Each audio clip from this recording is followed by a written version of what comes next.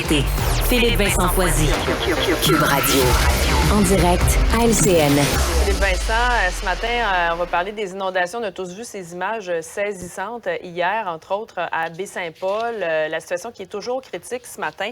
Et plusieurs autres municipalités dans la Naudière, entre autres, là, qui ont déclaré l'état d'urgence. Et toi, ça te fait poser la question sur l'importance de mieux équiper les villes. Est-ce qu'on est assez préparé pour faire face à des inondations comme ça qui, visiblement, vont être de plus en plus nombreuses là, avec les années?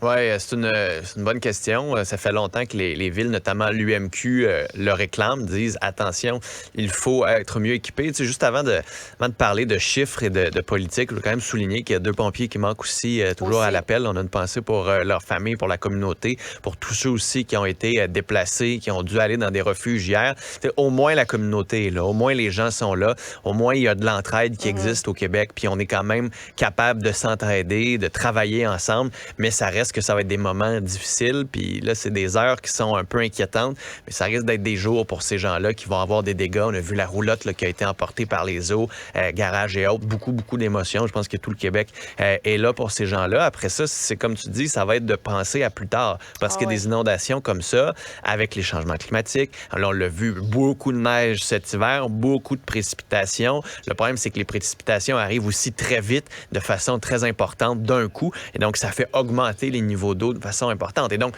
les villes le disaient depuis quand même un bon moment, nous ne sommes pas prêtes. Nous ne sommes pas prêtes. Nos infrastructures ne sont pas capables d'encaisser tout ça. On a construit dans des zones qui peuvent être inondables. On ne sera pas capable d'avoir toutes les mesures pour le faire. Pensez, par exemple, à des réseaux d'aqueducs. C'est pas toutes les villes qui ont des canaux pour les eaux pluviales. Des fois, ça s'en va dans les canaux d'aqueduc, ça s'en va dans les usines d'épuration d'eau. À un moment donné, il y en a trop, c'est à surcapacité. On l'a vu avec les pannes d'Hydro-Québec. Et donc, les villes disent 2 milliards de dollars par année, au moins, pour être en mesure de s'adapter au changement climatique. Et ça, c'est un enjeu dont on ne parle pas assez. Quand on parle de changement climatique, on est encore dans « attention, réduire les émissions de gaz à effet de serre ». Et c'est important de le faire, mais le débat doit être élargi. Là. Puis là, oui, vous allez dire, les inondations, il y en a chaque année, c'est vrai, c'est l'intensité qui augmente, mais l'intensité augmente, ça augmente les dégâts. Puis on ne peut pas non plus chaque année dire, ben là, ça va coûter un petit peu plus cher réparer, ça va coûter un petit peu plus cher refaire les routes, ça va coûter un petit peu plus cher refaire les ponts qui ont été emportés à cause des eaux. À un moment donné, il va falloir construire ces infrastructures-là en sachant que l'année d'après, puis que dans 10 ans, puis que dans 15 ans, bien, les inondations vont peut-être être encore plus importantes, puis il va peut-être avoir encore plus du vent. Et donc ça va coûter cher. Et il n'y a pas eu ce débat-là au Québec, ou cette discussion-là, ou cette réflexion-là, pour dire il faut vraiment penser à long terme, penser à s'adapter, penser à construire nos infrastructures comme il faut. Ça va coûter cher, mais ça va coûter moins cher le faire comme il faut tout de suite que d'attendre qu'ils soient détruits dans les prochaines années, puis d'être obligé de le refaire, puis de le refaire, puis de le refaire. Donc, en plus des enjeux humains, émotifs que beaucoup de personnes vivent en ce moment, il y a un enjeu très rationnel et comptable. Il faut, en ce moment, s'adapter comme il faut. Le gouvernement ne le fait pas assez. Oui, agir en prévention plutôt qu'en réaction, en fait, à tout ça. En adaptation, oui, parce que les changements climatiques puis leurs effets, on va les subir. Effectivement. Parlons des armes à feu maintenant. Les libéraux qui ont beaucoup de mal, là, qui semblent en tout cas avoir beaucoup de mal à trouver la bonne note à ce sujet-là.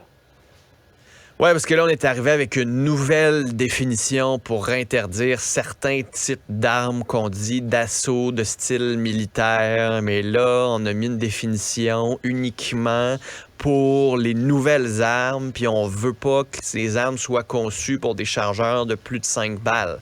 Tu dis, oui, bien, si l'arme est conçue pour un chargeur de 5 balles, mais qu'on peut y mettre un chargeur de 30, mais la conception était pour un chargeur de 5 balles, on ne règle pas vraiment le problème. Donc, on est arrivé avec une genre de définition un peu alambiquée qui risque de déplaire à tout le monde. Des fois, quand tu veux couper trop la poire en deux, il n'y en a pas assez pour les autres. Donc, hier, Poli se souvient qu'il se disait totalement trahi par la proposition du gouvernement. Des spécialistes qui disent, de toute façon, ça ne règle pas vraiment le problème. Ça reste totalement flou. Donc, on reste dans ce flou-là. Puis les conservateurs et autres disent, de toute façon, les libéraux veulent enlever les armes de tout le monde. Fait en bout de ligne, les libéraux déplaisent à tout le monde. Vont-ils vraiment bien protéger les rues, les gens qui ont été victimes, les proches qui craignent qu'il y ait d'autres fusillades, donc certains qui ont vécu ces fusillades-là?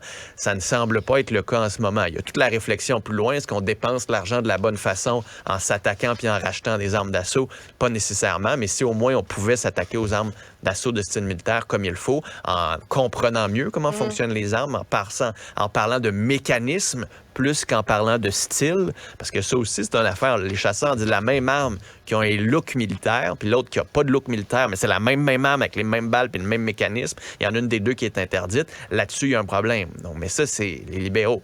On s'attaque sur l'image plus que s'attaquer sur le fond, malheureusement, dans le dossier. Et encore une fois, on cafouille, alors que ça fait un méchant bon moment qu'on devrait avoir des règles qui sont beaucoup plus claires, beaucoup plus strictes et surtout beaucoup plus simples à comprendre. Merci, Philippe Vincent, pour ce commentaire. On se